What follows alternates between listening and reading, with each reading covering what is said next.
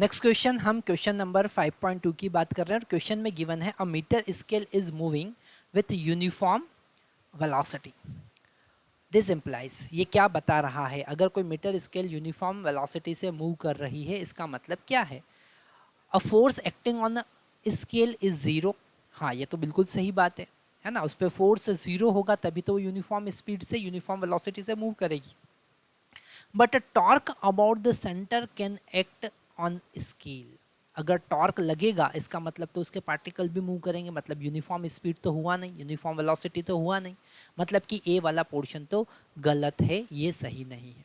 ठीक है, क्योंकि वहां पर अगर सेंटर ऑफ मास रेस्ट में रहेगा, है ना, क्योंकि ऐसा कहा है सेंटर के अबाउट, तो सेंटर ऑफ मास तो रेस्ट में रहेगा पर पूरा पार्टिकल, पूरा बॉडी, पूरा स्केल तो मूव करेगा ना, तो वो यूनिफॉर्म वेलोसिटी का केस नहीं है।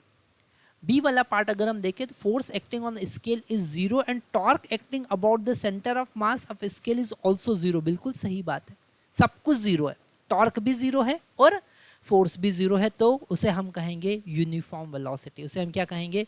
Uniform velocity. सी वाला और डी वाला भी हम एक बार पढ़ लेते हैं। The total force acting on it need not be zero but torque, ये तो कहीं से कहीं तक सही बात है ही नहीं।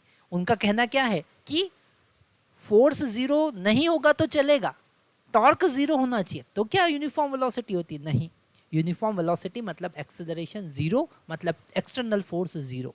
ओके, नादर फोर्स नॉट, ये तो कहीं से कहीं तक डी वाला तो कहीं से कहीं तक सही ऑप्शन है ही नहीं। तो यहाँ पर अगर हम बात करें यूनिफॉर्म स्पीड की, तो uniform velocity, sorry, it is uniform velocity. अगर हम यूनिफॉर्म वेलोसिटी की बात करें, इसका मतलब है फोर्स और torque both should be equal to zero. Force and torque both should B